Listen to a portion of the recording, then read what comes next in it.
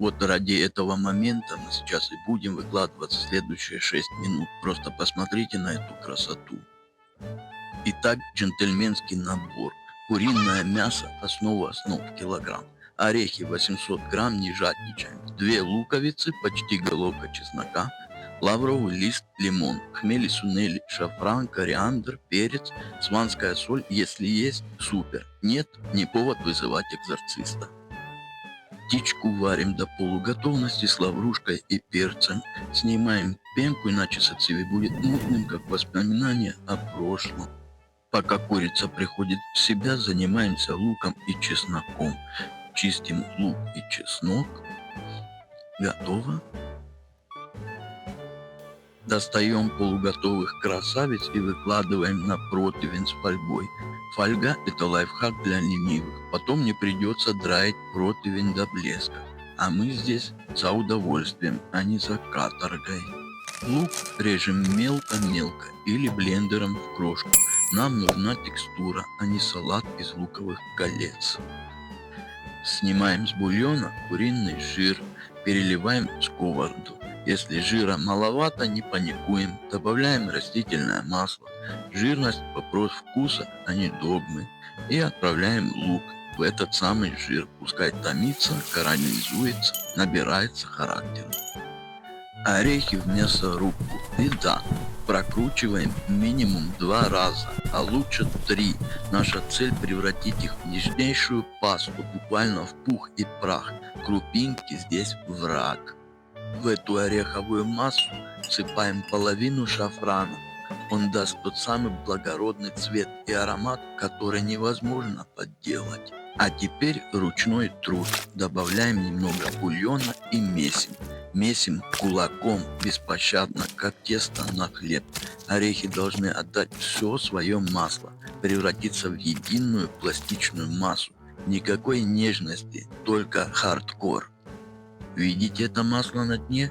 Орехи сдались и отдали самое ценное. Это масло мы аккуратно сцеживаем через сито. Оно пойдет на финальный штрих. Чеснок режем крупными пластами чисто для удобства, чтобы в ступке было что-то лочь.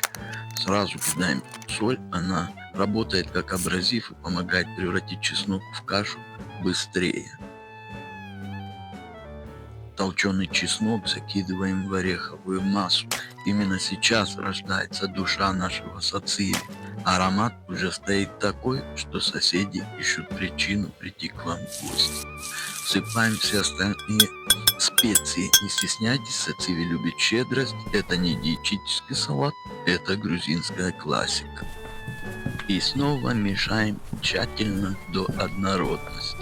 Каждая ложка должна быть наполнена вкусом равномерно. Никаких сюрпризов. Половину этой густой красоты мы отправим в блендер. Да, мы будем взбивать, но не все сразу. Технология требует поэтапности. Вливаем 3 половника бульона через сито. Бульон должен быть горячим, но не кипящим. Мы создаем эмульсию, а не суп. Орехи приняли почти кремовую структуру. Во вторую партию орехов отправляем карамелизированный лук. Он даст сладость и глубину, которую сырой лук никогда не обеспечит. Аккуратно, без потерь в ход все. Ни одна капля вкуса не должна пропасть даром. История снова повторяется с бульоном. Регулируйте на глаз, но помните, сациви загустеет при остывании.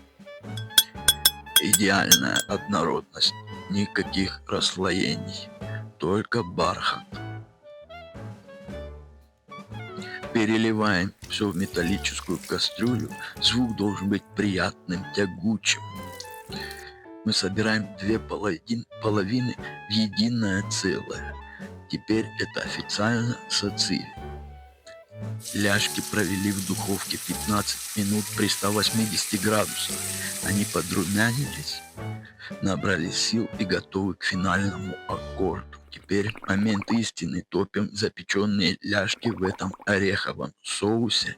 Каждому кусочку нужно утонуть в сациви, пропитаться им до кости. Это не украшение, это симбиоз. Ставим на огонь.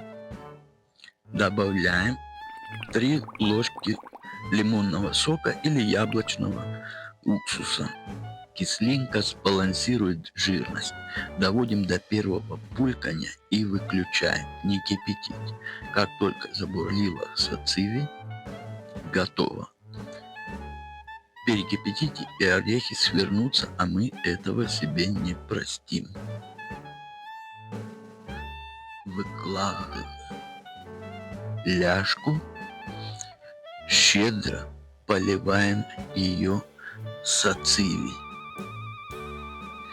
Вообще сациви принято есть холодным, но есть две вещи, которые невозможно контролировать: морские приливы и человек, у которого перед лицом горячее сациви.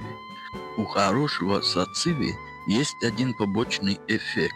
Сначала все говорят: ой, я чуть-чуть попробую, а потом сидят молча, как инвесторы после удачной сделки.